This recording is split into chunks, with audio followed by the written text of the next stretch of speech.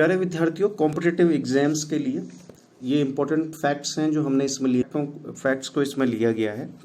NCERT class 10 chapter है reflection of light. Reflection यानी परावर्तन, प्रकाश का परावर्तन वाले चैप्टर पे हम बात कर रहे हैं, यानी रिफ्लेक्शन जो है उस पर बात करेंगे।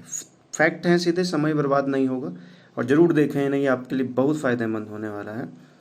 तो देखिए, पहला जो इसमें तथ्य है, देखिए पहला एक क्वेश्चन लिया हुआ है ऑब्जेक्टिव टाइप एनसीईआरटी से। देखिए, इनमें से कौन सा लेंस बनाने के लिए प्रयुक्त नहीं किया जा सकता? Which of the following can not be use to make a lens. देखिए, लेंस उससे ही बनेगा जो जिसमें आर पार चीज़ें देखी जा सकती हैं, जो पारदर्शी हो, ट्रांसपेरेंट हो, ठीक है, ओपेक में नहीं होगा। देखो, जल पारदर्शी होता है, ट्रांसपेरेंट होता है, प्लास्टिक भी और कांच भी, लेकिन मिट्टी जो क्ले है वो अपारदर्शी होता है, ओपेक होता है, तो इसलिए चांस ही नहीं है। तो इसमें डी वाला ऑप्शन आपका बिल्कुल करेक्ट होगा। ठीक, देखिए अब हम फैक्ट्स पे बात करते हैं, समझेंगे भी। देखिए, हमें कोई वस्तु क्यों दिखाई देगी, ठीक है ना, कोई भी वस्तु हमारे पास है, कोई भी ऑब्जेक्ट है, वो क्यों दिखाई देगा?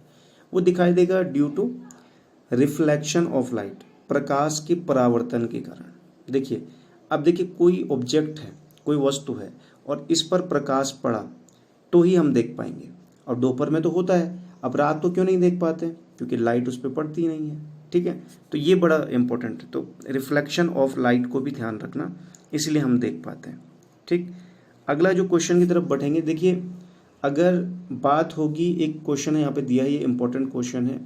एक कॉन्वेक्स लेंस की फोकस दूरी क्या होगी? उत्तल लेंस की फोकस दूरी क्या होगी जिसका रेडियस ऑफ कर्वेचर, वक्रता त्रिज्या 32 सेंटीमीटर।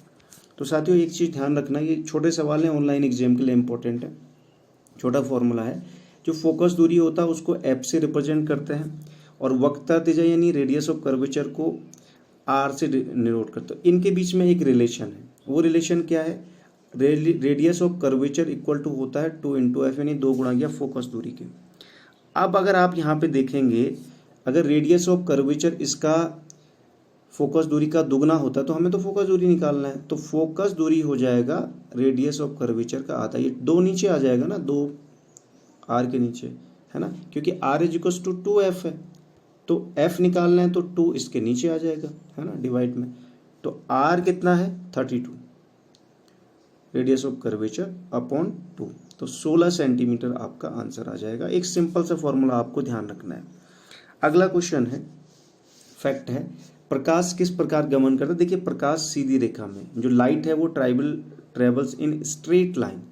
स्ट्रेट लाइन मीन्स सीधी रेखा में, तभी तो आप देखते हैं ये सारी जो घटनाएं होती हैं, रिफ्लेक्शन, रिफ्रैक्शन, डिफ्रैक्शन, ये तमाम जो घटनाएं जो प्रकाश की होती हैं वो इसी वजह से, क्योंकि इसके रास्ते में अगर कोई ऑब्जेक्ट आएगा तो उस पर टकरा के लाइट का क्या होगा? रिफ्लेक्शन होगा, रिफ्रैक्शन होगा, ये डिपेंड करता है ऑब्जेक्ट पे, उस वस्तु पे। तो प्रकाश हमेशा सीधी रेखा में, light travels in straight line, ठीक है। ये बड़ा इंपॉर्टेंट फैक्ट है। देखिएगा, यदि प्रकाश के पथ में रखी एक अपारदर्शी वस्तु, यानी जिसके रास्ते में कोई ओपेक ऑब्जेक्ट रखा गया है, अत्यंत छोटी है, बहुत छोटी है, स्मॉल है, तो प्रकाश सरल रेखा में चलने के बजाय इसके किनारों पर मुड़ने की प्रवृत्ति दर्शाता है। तो साइड से क्या होगा? मुड़ने की जो टेंडेंसी होगी, तो इस प्रभाव को क्या कहेंगे? देखिए, विवर्तन कहेंगे, ठीक है ना, डिफ्रैक्शन कहेंगे। ये चीज़ ध्यान रखना, ये बड़ा इंपॉर्टेंट पहलू है। अगर कोई ऑब्जेक्ट हमने रखा है और वो ओपेक है, क्या है? ओपेक है, लेकिन बहुत छोटी है, अब लाइट पड़ेगी तो छोटा ऑब्जेक्ट है तो इसके कोने से मुड़ जाएगी, बेंड हो जाएगी, सीधे तो नहीं चल पाएगा ना, क्योंकि ऑब्जेक्ट है रास्ते में। तो अब मुड़ने की जो टेंडेंसी होगा, इसको हम कहेंगे विवर्तन कहेंगे, ठीक है ना, डिफ्रैक्शन कहेंगे। तो इसको ध्यान रखें, ये भी सवाल एग्जाम में पूछे जा सकते हैं।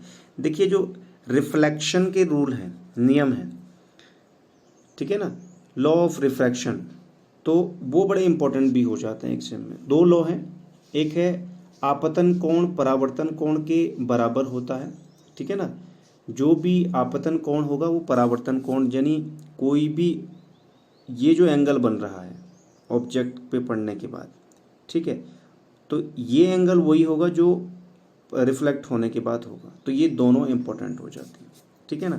तो ये रिफ्लेक्ट यानी वापस आ रहा है, तो आपतन कोण जितना होगा उतना ही परावर्तन कोण होगा, ठीक। तो ये एक इम्पोर्टेंट पहलू है। ये सवाल परीक्षा में पूछे जाते हैं इस प्रकार से।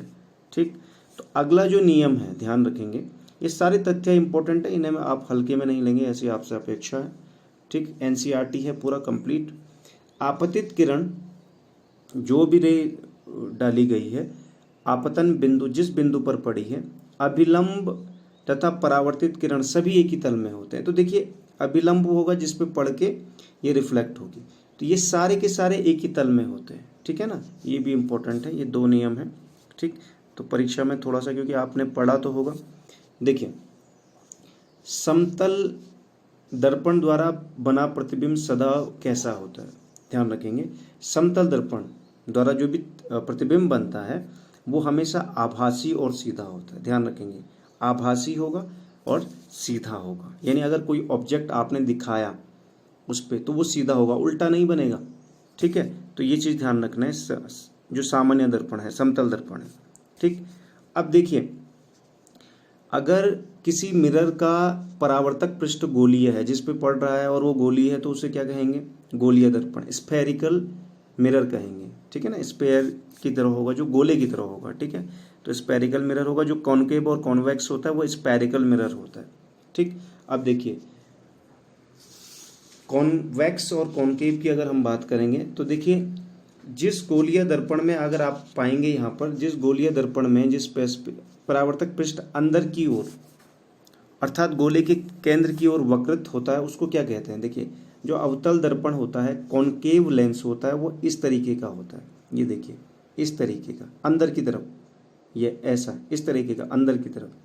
ठीक है, तो ये बड़ा इंपॉर्टेंट पहलू हो जाता है, ये अवतल दर्पण है। ठीक है, अभी बताएंगे ये इनके एग्जाम्पल कहाँ कहाँ पे इनका इस्तेमाल होता है। और कॉनकेव ये हो गया जो अंदर की तरफ मुड़ा होता है, और कॉन्वेक्स ऐसा होता है, यानी अगर आप देखेंगे तो ये कॉनकेव की फॉर्म हो गई और ये कॉन्वेक्स, क्योंकि ये बाहर को रहता है। ठीक है ना, उत्तल दर्पण। तो देखिए, अगला क्वेश्चन है, अवतल दर्पण का फोकस जब किसी बिंदु पर होता है तो कागज जलता है। क्यों जलता है, कागज जलता है, थोड़ा सा इसमें एरर है। कागज जलने लगता है ना, अवतल दर्पण का फोकस है वो जलता है, ये सूर्य के जो प्रकाश के संकेंद्रण से उत्पन्न ऊष्मा के कारण। एक ही जगह पर जब केंद्रित हो जाएगी सारी रेज, तो उससे एक गर्मी होगी और उससे कागज जलने लगता है। एक बिंदु पर पड़ेगा ना, एक पॉइंट पे पड़ेगा। ठीक, अब ये बड़ा इंपॉर्टेंट है ये सवाल।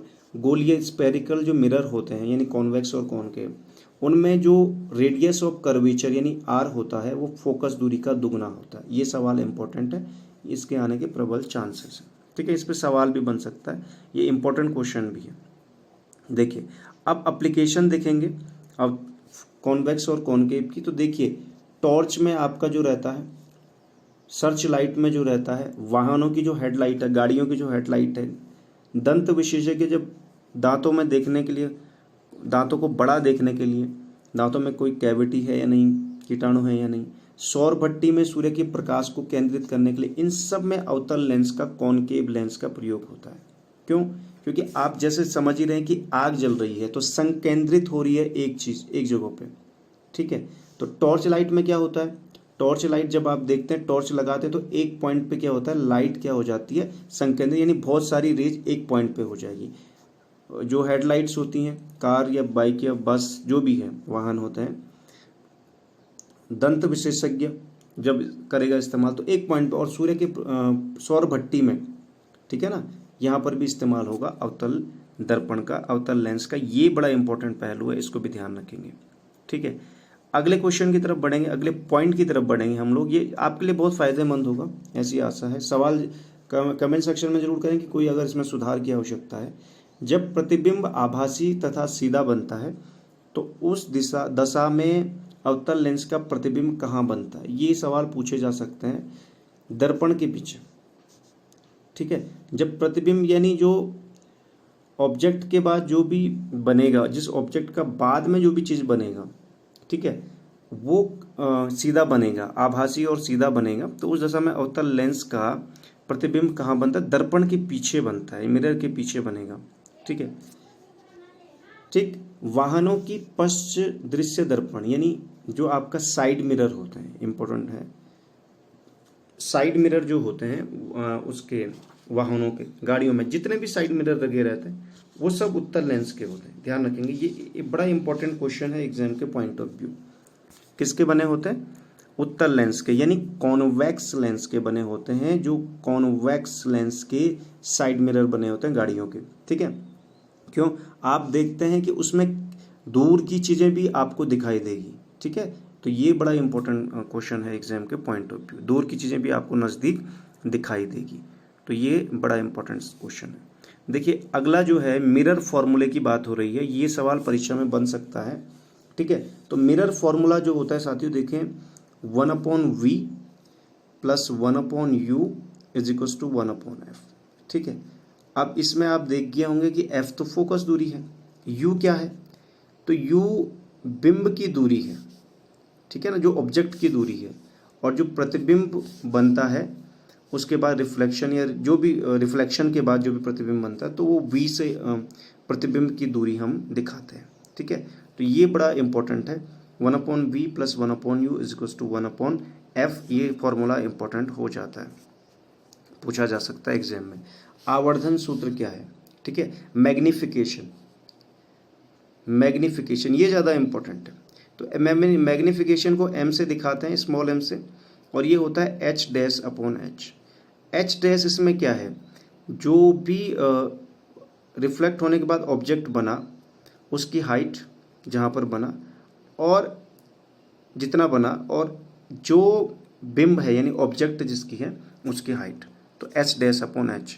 ठीक है, तो ये बड़ा इंपॉर्टेंट है एग्जाम के। फोकस दूरी में क्या संबंध है? ये सवाल परीक्षा में पूछा जाता है, ये बहुत इंपॉर्टेंट है एग्जाम के पॉइंट ऑफ व्यू। देखिए लेंस की जो क्षमता होगी, लेंस की जो क्षमता होगी, पावर ऑफ लेंस, वो P से दिखाते हैं, और फोकस दूरी जो होती है वो F से दिखाते हैं। तो इनमें जो रिलेशन है P is equal to 1/f। ये चीज़ ध्यान रखेंगे, ये बड़ा इंपॉर्टेंट है एग्जाम के पॉइंट ऑफ व्यू। ठीक है, P is equal to 1/f। सवाल पूछेगा, कभी P दिया रहेगा F निकालने को पूछेगा, F दिया रहेगा P निकालने को पूछेगा, तो क्वेश्चन बन सकता है। ठीक है, अब देखिए इसमें जो पावर है, पावर से बहुत इंपॉर्टेंट बनता है। पावर का जो SI यूनिट है, SI मात्रक है, वो डायोप्टर है। ये सवाल भी बहुत बार परीक्षा में पूछा गया है। ठीक है, एग्जाम में ये सवाल क्वेश्चन में बहुत बना है ये क्वेश्चन। तो डायोप्टर है, ध्यान रखेंगे, और इसको ध्यान रखेंगे कि डायोप्टर इसका यूनिट है, और फोकस दूरी मीटर में होती है। बेसिकली लेंथ है एक, तो 1/मीटर, यानी एक डायोप्टर कितना हो जाएगा? 1D इज इक्वल टू, ये अगर ऊपर आएगा m तो पावर माइनस हो जाएगी, इसकी एक पावर है तो m की पावर -1। ठीक है, तो ये इंपॉर्टेंट हो जाता है, 1 मीटर की पावर -1। तो ये क्वेश्चन बन सकते हैं। दूसरा एक चीज़ और आपको ध्यान रखना है कि जो कॉन्वेक्स लेंस की पावर होता है, कॉन्वेक्स लेंस हमेशा ध्यान रखना उसकी पॉजिटिव होती है, ये सवाल रखना, ये इंपॉर्टेंट है। और जो कॉनकेव लेंस है, कॉनकेव लेंस, उसकी पावर हमेशा नेगेटिव होती है।